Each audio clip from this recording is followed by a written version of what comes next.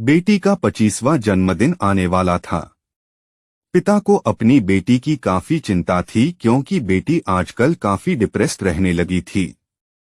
उन्होंने बेटी से कारण जानने की काफी कोशिश की, लेकिन वो बाप को कुछ भी बताना नहीं चाहती थी। बाप कुछ भी करके अपनी बेटी को डिप्रेशन से बाहर लाना चाहता था। उन्होंने उस हर जगह की मुलाकात की जहां उसकी बेटी ज्यादा समय बिताया करती थी और वहां के लोगों से पता किया कि आखिर उसके जीवन में क्या चल रहा है। पिता को इस बात की जानकारी हुई कि उसकी बेटी जहां पर काम करती है वहां उसके ऊपरी अधिकारी उसके काम में अक्सर गलतियां निकालते रहते हैं और उसे डिमोटिवेट करते रहते हैं।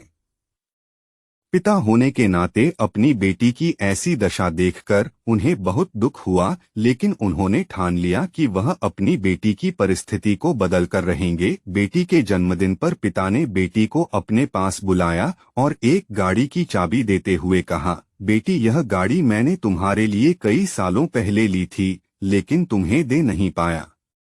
आज मैं तुम्हें यह गाड़ी तुम्हारे जन्मदिन के मौके पर देना चाहता हूँ, लेकिन तुम्हें मेरे लिए एक काम करना होगा। बेटी ने पिता की बात मानते हुए कहा कि बोलिए मुझे क्या करना है। पिता ने बेटी से कहा कि इस गाड़ी को लो और इसे भंगार वाले के पास जाकर इसकी कीमत पता कर आओ। पिता के कहे अनुसार बेटी भंगार वाले के पास गई और उसने गाड़ी की कीमत पूछी और अपने पिता के पास वापस आ गई। पिता के पूछने पर बेटी ने उन्हें बताया कि भंगार वाले के मुताबिक यह गाड़ी काफी पुरानी है और कई जगह से जंग खा चुकी है, इसलिए वह इसके 10,000 देगा। फिर पिता ने बेटी से कहा, अब तुम इस गाड़ी को सेकंड हैंड गाड़ी की दुकान पर लेकर जाओ और इसकी कीमत पता करके आओ।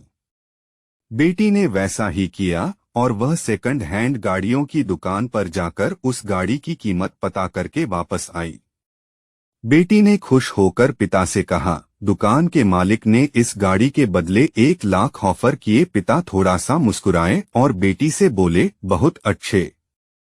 एक आखिरी बार इस गाड़ी को विंटेज गाड़ियों के क्लब में लेकर जाओ और वहां से इसकी कीमत पता करके आओ। बेटी भी अब उत्साहित थी यह जानने के लिए कि इस गाड़ी की कीमत वहां पर कितनी आकी जाएगी। कार क्लब से वापस लौटी बेटी आश्चर्यचकित थी। वह आते ही अपने पिता से बोली, पिताजी यह कितनी अचरज की बात है कि जिस गाड़ी को भंगार वाला 10,000 का बोल रहा था, उसी गाड़ी को खरीदने के लिए कार क्लब में लोग बोलियां लगाने के लिए तैयार थे। उनके हिसाब से यह गाड़ी काफी विंटेज है और रेयर है, वह तो इसके लिए 30-40 लाख तक देने को तैयार हो गए थे। पिता ने अपनी बेटी के कंधों पर हाथ रखा और बोले, बेटी यही सब हम मनुष्यों के साथ भी होता है। अगर हम गलत जगह पर होते हैं तो हमारी कीमत कम आकी जाती है। हमें वह पोजीशन वह इज्जत नहीं मिलती जो हम डिसर्व करते हैं। इसलिए जब भी कभी हमें लगे कि हम में कोई कमी है तो एक बार ऐसा जरूर सोचना कि हो सकता है हम गलत जगह पर हो। जब हमें हमारी सही जगह मिल जाती है तो हम वहां बहुत अच्छा काम कर पाते हैं और लोगों से हमें अच्छा अप्रिशिएशन भी मिलता है।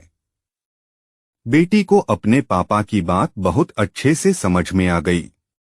बेटी ने अपने बाप को गले से लगा लिया।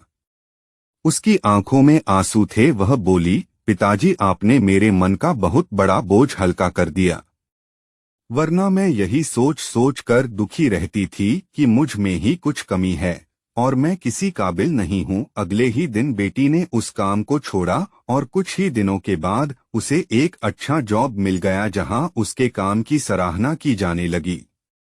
उस दिन के बाद बेटी ने कभी डिप्रेशन महसूस नहीं किया।